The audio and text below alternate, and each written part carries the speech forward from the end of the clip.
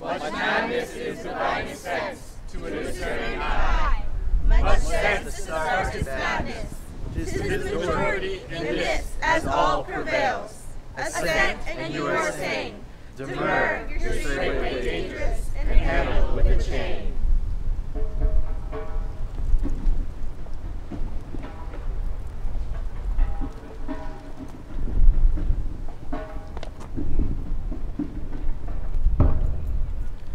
Let your intelligence begin to rule whenever you sit with others. Using this sane idea, leave all your cocked guns in a field far from us. One of those damn things might go off.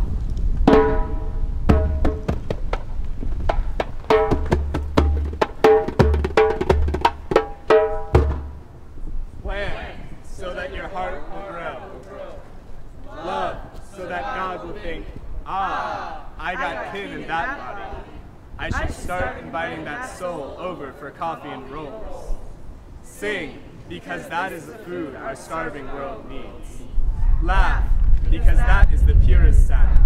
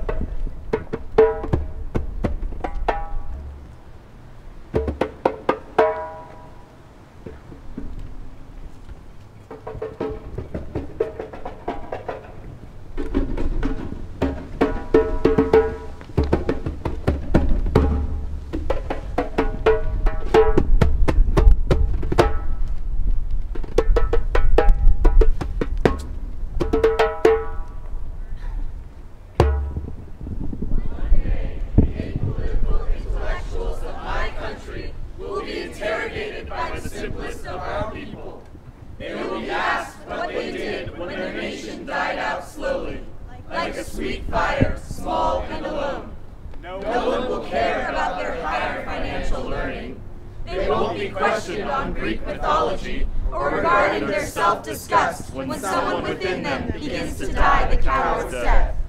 They'll be asked nothing about their absurd justifications, born in the shadow of the total lie.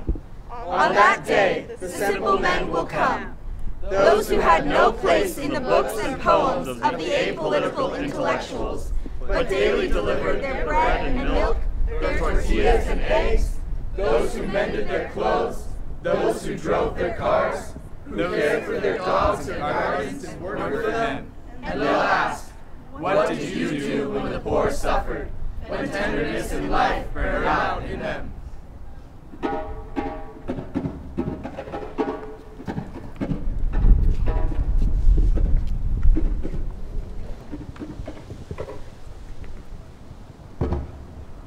When a deed is done for freedom, through the broad earth's aching breast, runs a thrill of joy prophetic, trembling on from east to west.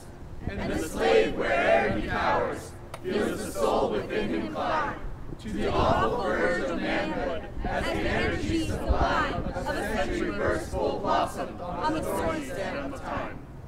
For mankind are one in spirit, and an instinct bears along, round the earth's electric circle, the swift flash of right or wrong. Whether conscious or unconscious, yet humanity's vast frame, through its ocean-sundered fibers feels the gush of joy or shame. In the gain or loss of one race, all the rest have equal claim.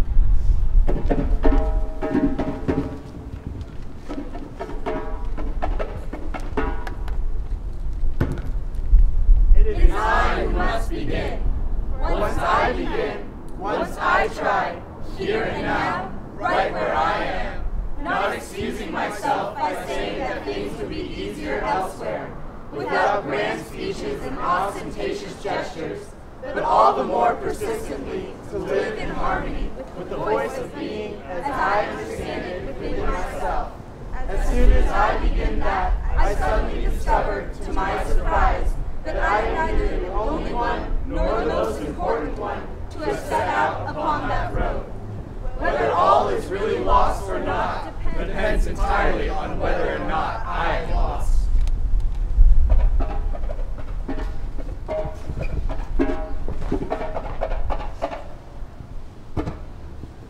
No one asks where I am from. country of janitors. I have always mopped this floor. Honduras, you're a squatters' camp outside the city of their understanding. No one can speak my name.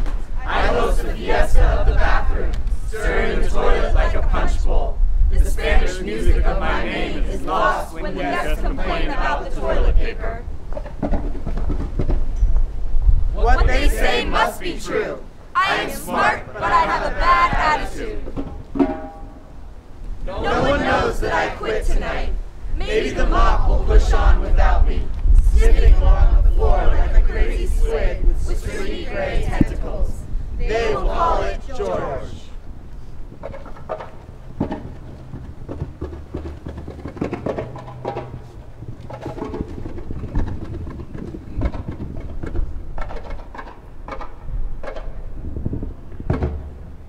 A free bird leaps on the back of the wind and floats downstream till the current ends, and dips his wings in the orange sun rays and dares to claim the sky. But a free bird stomps down the back of the page and seldom sees room to the garden edge, and his wings are clipped and his feet are tied, so he opens his throat to sing. But a bird that stalks down his narrow cage can seldom see through his bars of rage. His wings are clipped and his feet are tied, so he opens his throat to sing. The caged bird sings with a fearful trill of things unknown but longed for still, and his tune is heard on the distant hill, where the caged bird sings of freedom.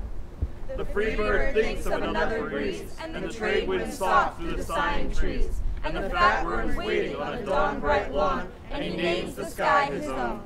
But a caged bird stands on the grave of dreams, his shadow shouts on a nightmare scream. His wings are clipped and his feet are tied, so he opens his throat to sing. The free bird thinks of another breeze, and the trade winds soft through the sighing trees, and the fat worms waiting on a dawn bright lawn, and he names the sky his own. But a caged bird stands on the grave of dreams, his shadow shouts on a nightmare scream. His wings are clipped and his feet are tied, so he opens his throat to sing. The caged bird sings with a fearful trill of things unknown but longed for still, and his tune is heard on the distant hill, for the caged bird sings of freedom.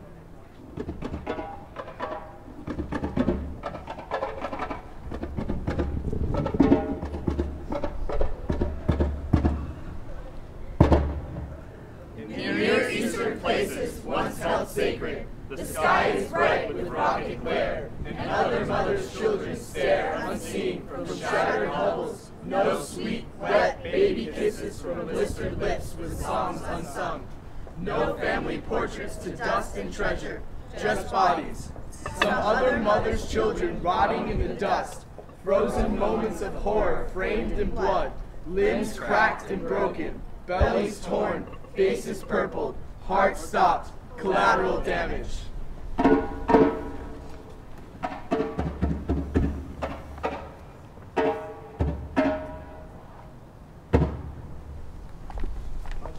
Madness is the finest sense to a discerning eye.